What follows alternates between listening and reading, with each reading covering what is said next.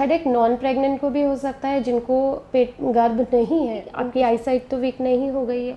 अगर आपको स्पेक्स है तो आप उसका यूज़ करें उसको।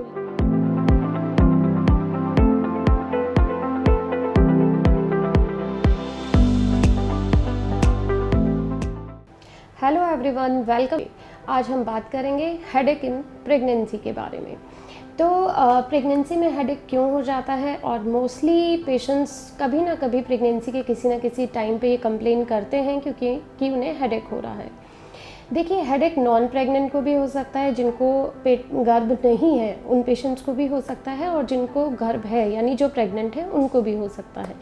प्रेगनेंसी में भी जो कॉमन कॉजेज़ हैं वो वही रहते हैं जो कि प्रेगनेंसी के बिना होते हैं। जैसे कि अगर आपको हेडेक होता है तो आपके दिमाग में सबसे पहले आना चाहिए कि आपकी आईसाइट तो वीक नहीं हो गई है। अगर आपको स्पेक्स है और आप उसका यूज़ नहीं कर रहे हैं और टीवी मोबाइल ज़्यादा देख रहे हैं तो डेफ़िनेटली आपको हेडेक से जूझना पड़ेगा।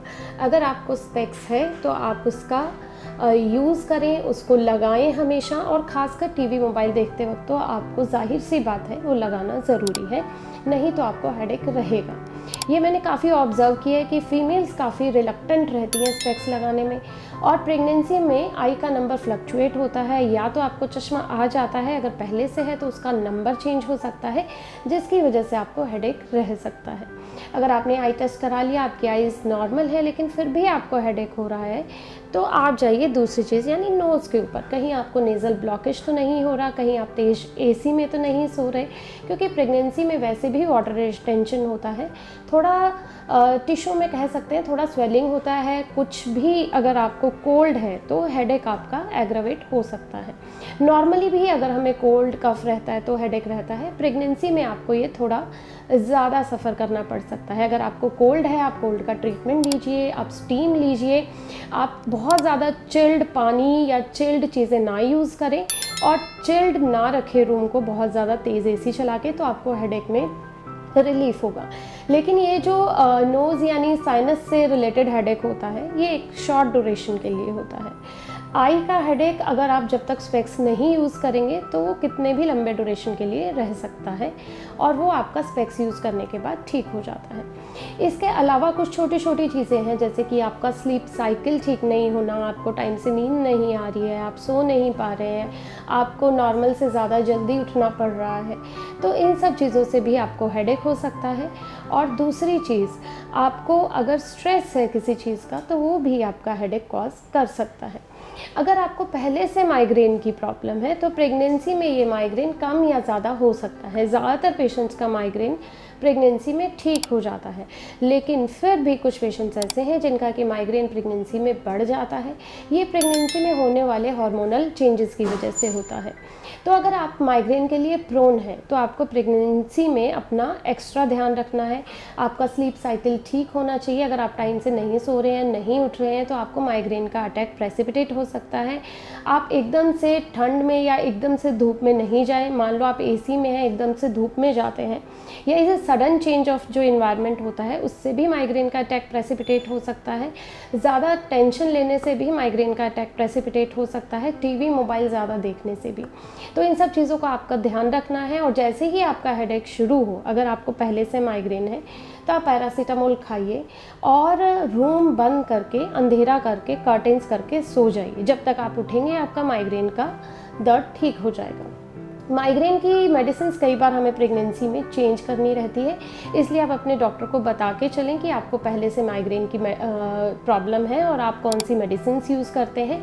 हो सकता है आपकी गायनोकोलॉजिस्ट वो मेडिसिन आपको चेंज करने के लिए कहे, और बेहतर होगा कि आप पहले से ही प्रिकॉशन रखें कि आपको माइग्रेन का अटैक प्रेसिपिटेट नहीं हो।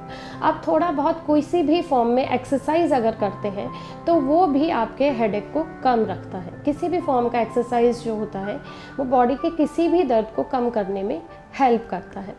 इसके अलावा प्रेगनेंसी में शुरू की जो तिमाही होती है, फर्स्ट ट्राइमेस्टर जो होता है, उसमें कई बार हमें बहुत ज़्यादा वॉमिटिंग होती है प्रेग्नेंट पेशेंट को, जिसकी वजह से बीपी लो होना, शुगर लो होना, इस तरह की चीज़ें होती हैं जो कि हेडेक का कॉज होती है। अगर आप बहुत लंबे टाइम तक खड़े रह जाती हैं तो आपको ने ऐसा महसूस किया होगा प्रेगनेंसी में, जैसे आपको घबराहट होनी शुरू हो गई, झुंझलाहट शुरू हो गई। ये साइन होता है कि आपका बीपी लो हो रहा है। उसके बाद आपको तेज़ हेडेक भी शुरू हो सकता है या चक्कर भी आ सकता है। तो आप ज़्यादा लंबा टाइम खड़ा होना अवॉइड करिए।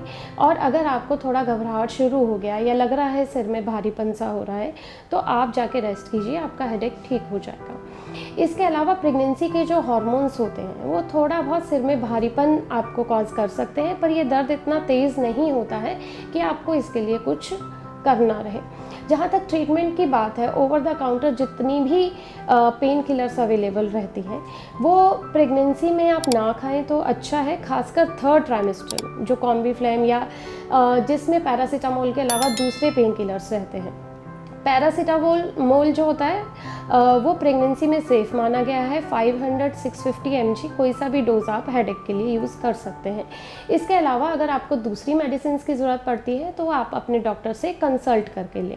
हेडेक में अगर आप रेस्ट करते हैं, आराम करते हैं, सोते हैं तो आपका हेडेक ठीक रहेगा। आपको अपना स्लीप साइकिल ठीक रखना है और आपको किसी न किसी फॉर्म में एक्सरसाइज करना है और स्ट्रेस से दूर रहना है। इसके अलावा हेडेक को कब आप वार्निंग साइन की तरह लें, ये जानना भी बहुत ज़रूरी है। थर्ड ट्राइमेस्टर में कुछ पेशेंट्स का बीपी बढ़ता है। उन पेशेंट्स को हेडेक लाइटली नहीं लेना चाहिए। अगर आपका बीपी बढ़ना शुरू हो गया है प्रेगनेंसी में, जो कि यूजुअली थर्ड ट्राइमेस्टर में देखने को मिलता है, बट कुछ पेशेंट्स को थोड़ा जल्दी भी देखने को मिल सकता है।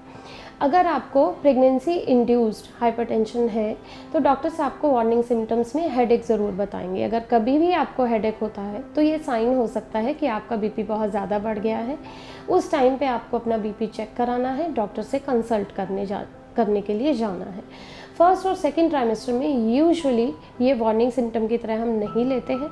और थर्ड ट्राइमेस्टर में अगर आपको हेडेक के साथ खासकर बॉडी पे सूजन है या आपका बीपी बढ़ा हुआ है तो निश्चित ही आपको डॉक्टर से कंसल्ट करने की ज़रूरत है। आई होप इस वीडियो में मैंने आपको कुछ काम की बातें बताई होंगी। अगर आपकी फिर भी कोई क्वेश्चन हो, क्वेरी हो तो कमेंट सेक्शन में लिख के आप पूछ सकते हैं। हम रखें आपका ख्याल।